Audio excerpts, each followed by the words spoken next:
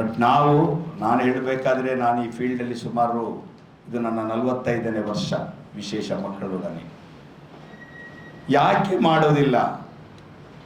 ನಾವಿಲ್ಲಿ ಬಹಳ ದೊಡ್ಡ ಕಾರ್ಯಕ್ರಮ ಮಾಡಿದೆವು ಮಂಗಳೂರಲ್ಲಿ. ಸಂಸ್ಥೆ 20 ವರ್ಷ ಪೂರೈಸಿದಾಗ ಸಾನ್ನಿಧ್ಯ ಟ್ವಿಂಕ್ಲಿಂಗ್ ಸ್ಟಾರ್ ಅಂತ ಹೇಳಿಕೊಂಡು ಲಕ್ಷ್ಮೀ ಹೆಬ್ಬಾಳ್ಕರ್ ಅವರ ಹತ್ರ ಹೋಗಿ ಇದಕ್ಕೆ ಈ ಕಾರ್ಯಕ್ರಮಕ್ಕೆ ತುಂಬ ಖರ್ಚಿದೆ, 13-14 ಲಕ್ಷ ಖರ್ಚಿದೆ, ತಾವೇನಾದರೂ ಇಲಾಖೆಯಿಂದ ಕೊಡಬೇಕು ಅಂತೇಳಿ ಮನವಿ ಬೆಂಗಳೂರಿನಲ್ಲಿ ವಿಧಾನಸೌಧದಲ್ಲಿ ಕೊಟ್ಟು ಬಂದರು. ಏನಿಲ್ಲ, 10 ರೂಪಾಯಿ ನಮಗೆ ಇಲಾಖೆಯಿಂದ ಬರಲಿಲ್ಲ. ಇದು ಯಾಕೆ ಹೀಗೆ ಆಗ್ತಾ ಇದೆ? ಯಾಕೆ ಈ ವಿಶೇಷ ಮಕ್ಕಳನ್ನ, ಅಂಗವಿಕಲರನ್ನ ಇಲಾಖೆ ಕಡೆಗಣಿಸ್ತದೆ ಅಂತ ನಾನು ಹೇಳಲಿಕ್ಕೆ ಇಷ್ಟಪಡ್ತೇನೆ. ಇದು ಮಾಡಬೇಕಾದದ್ದು ಅವರ ಕರ್ತವ್ಯ. ಶಿಕ್ಷಣ ಇಲಾಖೆಯಲ್ಲಿ ನಡೀತದೆ ಅಂತ ಹೇಳುವಾಗ ಈ ವಿಕಲಚೇತನರ ಮತ್ತು ಹಿರಿಯ ನಾಗರಿಕರ ಸಬಲೀಕರಣ ಇಲಾಖೆಯಲ್ಲಿ ಇರ್ತಕ್ಕಂಥ ಈ ಶಾಲೆಗಳಿಗೆ ಇಂಥ ಕಾರ್ಯಕ್ರಮಗಳನ್ನು ಯಾಕೆ ಹಮ್ಮಿಕೊಳ್ಳುವುದಿಲ್ಲ? ಇನ್ನೊಂದು ವಿಚಾರ, ಈಗ ಏನು 2010-11ರಿಂದ ಸುಮಾರು 154 ಅಂತ ಕಾಣ್ತದೆ ಶಾಲೆಗಳಿಗೆ ಶಿಶು ಕೇಂದ್ರೀಕೃತ ಸಹಾಯಧನ ಯೋಜನೆ ಅನ್ವಯ ಅನುದಾನ ಸಿಗ್ತದೆ.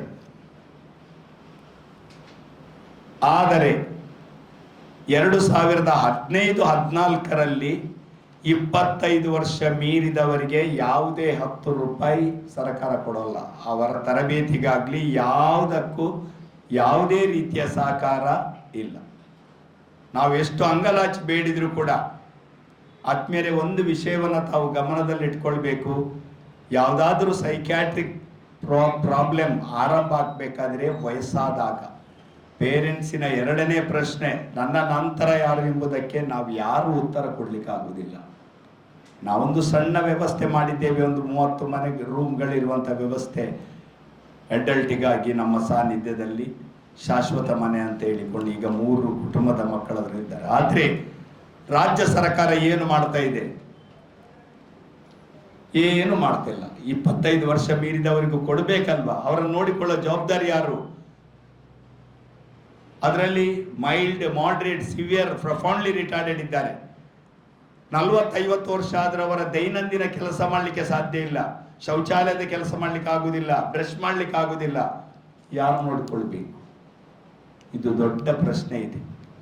ಯಾಕೆಂದ್ರೆ ಇದು ಬೇಸರ. ಆದರೆ ನಾವು ನಿರಂತರವಾಗಿ ಬೇರೆ ಬೇರೆ ಕಾರ್ಯಕ್ರಮಗಳನ್ನು ರಾಜ್ಯ ಮಟ್ಟದ ಸ್ಪೋರ್ಟ್ಸ್ ಆಗಲಿ ಕಲ್ಚರಲ್ ಪ್ರೋಗ್ರಾಮ್ ಆಗಲಿ ಮಾಡುತ್ತಾ ಬರ್ತಾ ಇದ್ದೇವೆ. ಇದೀಗ ಮಂಡ್ಯದಲ್ಲಿ ಒಂದು ಶಾಲೆ ಇದೆ, ಆಶಾ ಸದನ ಅಂತ. ಅದರ ಸಹಯೋಗದೊಂದಿಗೆ ಈ ಒಂದು ಕಾರ್ಯಕ್ರಮ 2 ದಿವಸದ ಕಾರ್ಯಕ್ರಮ 11-12ನೇ ತಾರೀಕು ಜನವರಿ ತಿಂಗಳ ಅಂಬೇಡ್ಕರ್ ಭವನದಲ್ಲಿ ಮಾಡ್ತೇವೆ. ಅಲ್ಲಿ ನಮಗೆ ಒಂದು ಸಂತೋಷದ ವಿಷಯ ಅಂದರೆ ನಮ್ಮ DC ಆಗಿ ಡಾಕ್ಟರ್ ಕುಮಾರ IAS ಅವರಿದ್ದಾರೆ. ನಿಮಗೆಲ್ಲ ಸಹಕಾರ ಕೊಡ್ತೇನೆ ಅಂತ ಹೇಳಿದ್ದಾರೆ. ಸೊ 2 ದಿವಸದ ಕಾರ್ಯಕ್ರಮದ ಬಗ್ಗೆ ನಾವು ಇಲ್ಲಿ ಕೂಡ ಒಂದು ರೀತಿಯ ಪ್ರಚಾರ ಮಾಡಬೇಕೆಂಬ ದೃಷ್ಟಿಯಿಂದ ಈ ಪತ್ರಿಕಾಗೋಷ್ಠಿ ಕರೆಯುತ್ತಿದ್ದೇವೆ. ಇದೀಗ ಡಾಕ್ಟರ್ ಕಾಂತಿ ಹರೀಶ್ ಅವರು ಕಾರ್ಯಕ್ರಮದ ಬಗ್ಗೆ ಹೇಳಲಿಕ್ಕಿದ್ದಾರೆ.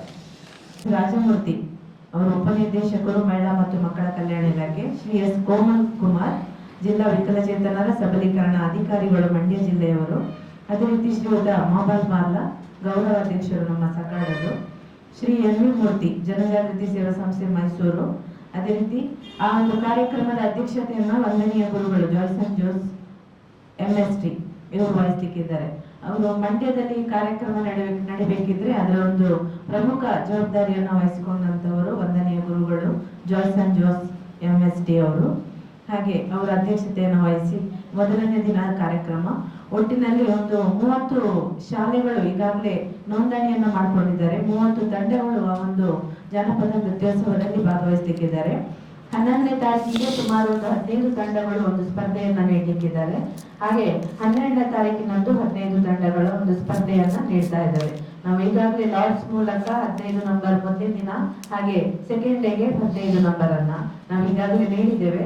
ಆ ಪ್ರಕಾರ ಎಲ್ಲರೂ ಸಿದ್ಧರಾಗಿ ಮತ್ತೆ ಇದಕ್ಕೆ ಬಂದು ಹೋಗುವಂತಹ ಒಂದು ಏನು ಖರ್ಚು ವೆಚ್ಚಗಳಿದೆ ಅದನ್ನ ಆಯಾ ಸಂಸ್ಥೆಯವರೇ ಜವಾಬ್ದಾರಿಯನ್ನು ವಹಿಸಿಕೊಂಡು ಮಕ್ಕಳಿಗೆ ಒಂದು ಒಳ್ಳೆಯ ಒಂದು ಅಪರ್ಚುನಿಟಿಯನ್ನ ಒದಗಿಸಿಕೊಡ್ಬೇಕು ಅನ್ನೋ ನಿಟ್ಟಿನಲ್ಲಿ ಅವರೇ NGOದವರೇ ಎಲ್ಲ ಕೆಲಸಗಳನ್ನ ಮಾಡ್ಕೊಂಡು ಬರ್ತಾ ಇದ್ದಾರೆ.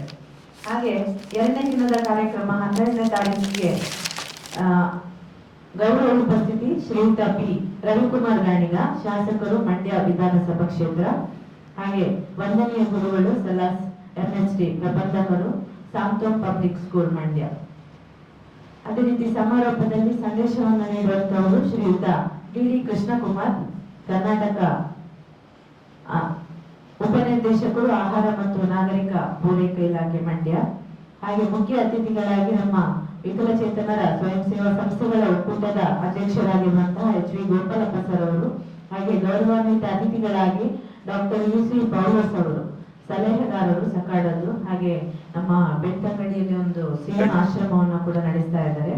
ಹಾಗೆ ಶ್ರೀಯುತ ಜವಿಟಲ್ ಅವರು ಮಣಿಪಾಲದವರು, ಅಲ್ಲಿ ಒಂದು ಸ್ಪೆಷಲ್ ಸ್ಕೂಲ್ ಅನ್ನು ನಡೆಸ್ತಿರುವಂತವರು, ಅವರು ಕಾರ್ಯಾಧ್ಯಕ್ಷರು. ಹಾಗೆ ಶಿವಕುಮಾರ್ ನಮ್ಮ ಕರ್ನಾಟಕ ರಾಜ್ಯ ವಿಕಲಚೇತನರ ಸ್ವಯಂ ಸೇವಾ ಸಂಸ್ಥೆಗಳ ಒಕ್ಕೂಟದ ಉಪಾಧ್ಯಕ್ಷರು. ಶ್ರೀಯುತ DD ಮೇಚನ್ ಅವರು ಉಪಾಧ್ಯಕ್ಷರು, ಕರ್ನಾಟಕ ರಾಜ್ಯ ವಿಕಲಚೇತನರ ಸ್ವಯಂ ಸೇವಾ ಸಂಸ್ಥೆಗಳ ಒಕ್ಕೂಟ.